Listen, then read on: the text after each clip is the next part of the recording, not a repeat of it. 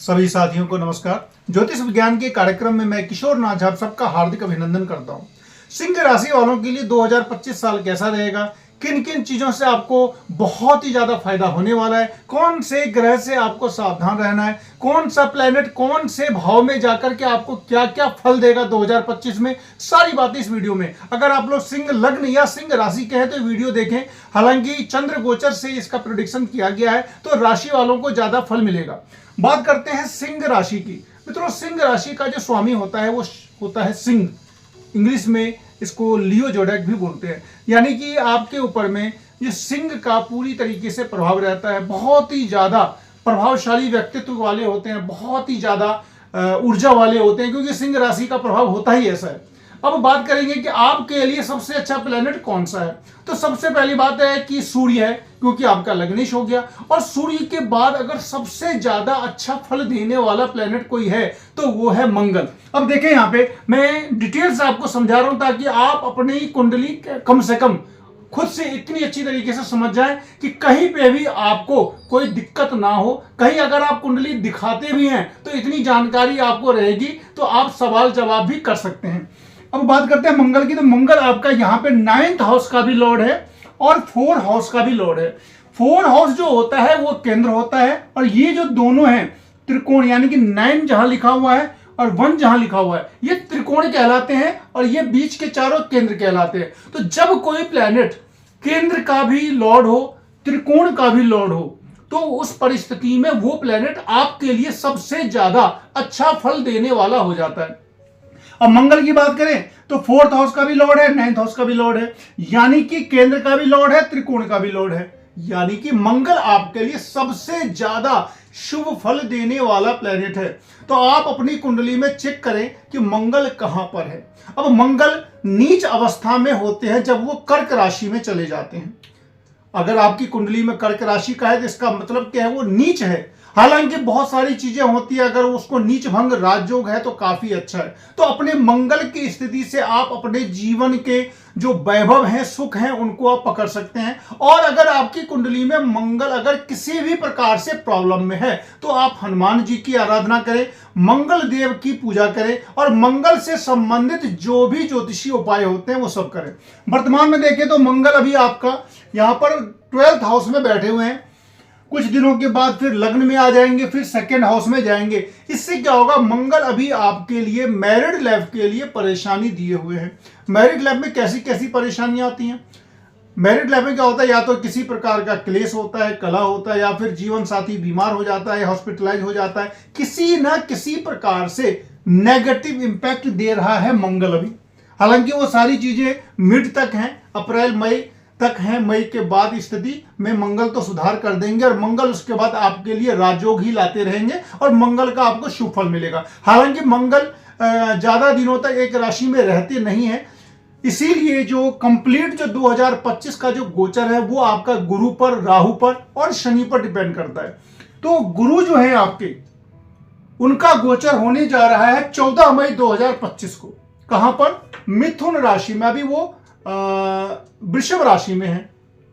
अब मित्रों, जब गुरु 11th हाउस में जाते हैं, मैं एक सिंपल सा नियम बतलाता हूं।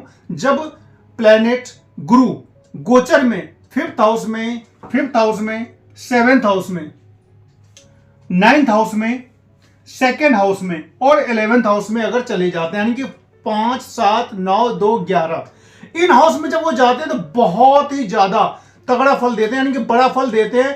अनप्रेडिक्टेबल, अप्रत्याशित बड़ा फल देते हैं। तो वो गुरु आपके अप्रत्याशित फल देने के लिए एकादश भाव में चले जाएंगे 14 मई 2025 को। साथ ही साथ गुरु अतिचारी भी रहेंगे। अतिचारी का मतलब उनका बल बढ़ जाना, तेजी से गति करेंगे। और गति करने में क्या होता है कि कोई भी प्लेनेट की जब गति बढ़ती है तो उसका बल भी बढ़ता है। ये तो साइंस है, फिजिक्स है, जो भी है। तो फिजिक्स भी यही कहता है कि जब किसी की गति बढ़ती है तो उसका जो संवेग जो होता है वो भी बढ़ जाता है। P = mv का फॉर्मूला होता है। तो यहां पर गुरु का भी फॉर्मूला अगर हम देखें ज्योतिष का, वैदिक ज्योतिष से, पराशर ज्योतिष से, तो गुरु का बल बहुत ही ज्यादा बढ़ जाने वाला है, क्योंकि गुरु की गति तेज हो जाएगी। जब तेज हो जाएगी और जो प्लेनेट आपके लिए अच्छा फल देने वाला है तो क्या होगा आपके लिए, जो प्लैनेट आपके लिए अच्छा फल देने वाला है और उसकी गति अगर तेज हो जाए तो आपको तो फायदा ही होगा ना। तो 9th हाउस का लॉर्ड तो मंगल हो गया, 5th हाउस का जो लॉर्ड है वो गुरु ही है। और 5th हाउस त्रिकोण भी होता है, विद्या का भी होता है, कॉम्पिटिटिव एग्जाम का भी होता है, बच्चों का भी होता है, बच्चों की उन्नति का भी होता है और प्रत्याशित लाभ का भी होता है। उन सब चीजों में गुरु आपको बहुत ही बड़ा फल देने वाले हैं, निश्चित रूप से गारंटी है इस बात की, क्योंकि गुरु अपने घर पे भी दृष्टि देंगे। इसमें क्या होगा, गुरु के लिए सबसे पहली बात धन की वृद्धि करेंगे। विवाह का स्थिति मतलब विवाह अगर नहीं हुआ होगा और आपकी एज हो चुकी है और आप विवाह के लिए प्रयासरत हैं तो 2025 में शादी तो हो जाएगी। गुरु की आपके पंचम भाव में दृष्टि पड़ रही है, पुत्र योग बन रहा है, यानी कि मांगलिक उत्सव जरूर होगा, पुत्र की भी उन्नति होगी। क्यों होगी, क्योंकि पुत्र भाव पर में बृहस्पति की दृष्टि पड़ रही है, तो आपको पुत्र की उन्नति जरूर करवाएंगे। यानी कि गुरु से आपको बड़ा लाभ मिलने वाला है, नौकरी में प्रमोशन मिलने वाला है और वैभव और विलासिता जिसको कहते हैं वो धन से ही होता है, तो धन की वृद्धि होगी तो सब कुछ अपने आप आ जाएगी।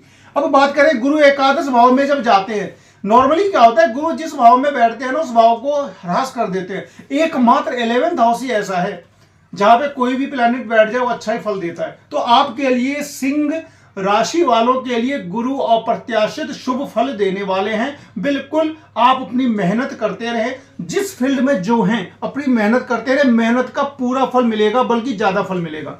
गुरु की दृष्टि आपके 3रे भाव पे, 5म भाव पे और आपके 7म भाव पे है। शादी के लिए रास्ता साफ हो जाएगा, पुत्र की प्राप्ति होगी, मांगलिक उत्सव होंगे, पराक्रम में वृद्धि होगी, यानी कि आपके कॉन्फिडेंस की इतनी ज्यादा वृद्धि होगी कि आप सोच भी नहीं सकते। बृहस्पति इस बार आपको बहुत बड़ा फल देने वाले हैं, तो बृहस्पति एकदम से आप ये समझ सकते हैं कि इससे आपको 14 मई के बाद बहुत बड़ा फल मिलने वाला है। अब बात करें कुछ नेगेटिव की, हमेशा क्या होता है कि जो भी प्लैनेट होते हैं, 12 राशियां हैं, 9 ग्रह हैं, तो हर किसी का सेम फल तो होता नहीं है। अब क्या है, शनिदेव लगाएंगे आपकी अढ़ैया। अढ़ैया होती क्या है, जब शनिदेव आपकी राशि से अभी यहां पर 8म भाव में आ गए हैं, कब आएंगे, 30 मार्च को, यानी कि यहां पे मीन राशि में आ जाएंगे, तो वो अढ़ैया लगाते हैं 2.5 साल के लिए। अब ये बात इस पर डिपेंड करती है कि आपको कैसा फल मिलेगा, ये आप अपनी कुंडली उल्टा के देख लें। अगर आपका शनि मेष राशि का हो, वृश्चिक राशि का हो या फिर सिंह राशि का हो, तो आपको ज्यादा सावधान रहने की जरूरत है। शनि का ज्यादा उपाय आपको करना पड़ेगा, क्योंकि शनि जब शत्रु की राशि में रहते हैं तो अपनी अढ़ैया में बहुत ही ज्यादा कष्ट देते हैं। क्या क्या कष्ट दे सकते हैं, अपमान करवाते हैं। राज भय का मतलब यह हो गया कि आप जहां नौकरी करते हैं ना, यहां पर आ गए, यहां से 3री दृष्टि सीधा आपकी नौकरी पे पड़ेगी शनिदेव की, तो 3री दृष्टि वैसे भी खतरनाक होती है। तो शनि की 3री दृष्टि जब आपकी नौकरी पे, आपके व्यवसाय पे पड़ेगी, बस शुक्र इतना है कि इस बार शनि की जो 3री दृष्टि पड़ रही है ना, वो उनके मित्र का घर है, और मित्र का घर होने से ज्यादा डैमेज तो करेंगे नहीं, लेकिन फिर भी चूंकि अढ़ैया है तो कुछ ना कुछ परेशानी तो आनी ही आनी है। अब यह है कि 7th हाउस का लॉर्ड चला जाएगा 8th हाउस में। 7th हाउस होता है जीवन साथी का, और जीवन साथी का मालिक कहां जा रहा है, 8म में, मृत्यु के भाव में। तो यहां पर क्या होगा, जीवन साथी के जो स्वास्थ्य की समस्या आएगी, जीवन साथी की बीमारी को लेकर क्या परेशान हो सकते हैं, और किसी न किसी ऐसे काम में आपको उलझाएगा शनि, जिसकी वजह से आप परेशान रहेंगे। तो इसका उपाय वही है कि 7.5 और अढ़ैया दोनों का सेम उपाय होता है कि अगर आपकी कुंडली में शनि की ही अंतर्दशा भी चल रही हो और शनि पीड़ित अवस्था में हो तो ज्यादा कष्ट मिलता है। अदरवाइज कोई घबराने की आपको बिल्कुल भी जरूरत नहीं है। अपनी कुंडली में आप खुद से देख लें, लग्नकालीन कुंडली में, जो लग्न की जो कुंडली होती है उसमें शनि को देखें और वहां पे कौन सा नंबर लिखा हुआ है। अगर वहां पर 1, 5, 8 लिखा हुआ है तो ज्यादा समस्या आ सकती है, और थोड़ी और डिटेल देखनी होती है कि किसके नक्षत्र में है, तो वो तो अंदर हो गया। लेकिन ओवरऑल जस्ट आप ऊपर से इतना देख सकते हैं कि शनि किस राशि में है। और अगर शनि आपको पीड़ा ज्यादा दे रहे हैं तो शनि की आप जो भी पूजा होती है, हनुमान जी की आराधना करना, सुंदरकांड पाठ करना, मंगलवार के दिन हनुमान जी को सिंदूर चढ़ाना, शनि का जो कवच है, दशरथ जी का बनाया हुआ शनि का एक कवच है, वो कर सकते हैं, या फिर शनि का जो तांत्रिक मंत्र है ओम शम शनिश्चराय नमः, वो कर सकते हैं। तो ये कर लेने से क्या होगा कि शनि का नेगेटिव इफेक्ट आएगा लेकिन कम हो जाएगा। बिल्कुल रोका नहीं जा सकता है, कम हो जाएगा। अब बात करते हैं राहु की। राहु भी 18 महीने के लिए आ गए हैं आपके 7th हाउस में। अब यहां देखो राहु आपके लिए फायदा देंगे, कैसे देंगे ये भी मैं बतला रहा हूं आपको। राहु शनि का है मित्र, और शनि के घर में आ गए। शनि का मित्र होकर के, मित्र के घर में जब कोई जाता है तो ज्यादा परेशानी नहीं देता है। तो राहु वैसे भी 7th हाउस में गए, बिजनेस के भाव में गए। राहु क्या है, अकस्मात फल देने वाला है, मायावी प्लेनेट है, छाया प्लेनेट है, छाया प्लेनेट है, मायावी ग्रह है, और ये अकस्मात को जन्म देते हैं। अकस्मात शुभ भी देते हैं और अशुभ भी देते हैं। यहां पे आपके लिए शुभ फल देंगे, क्योंकि सप्तम भाव में 7th हाउस में वो मित्र के घर में है, और 7th हाउस में जब राहु का गोचर होता है तो किसी न किसी प्रकार से धन की प्राप्ति होती है। मैंने सब लिखा है।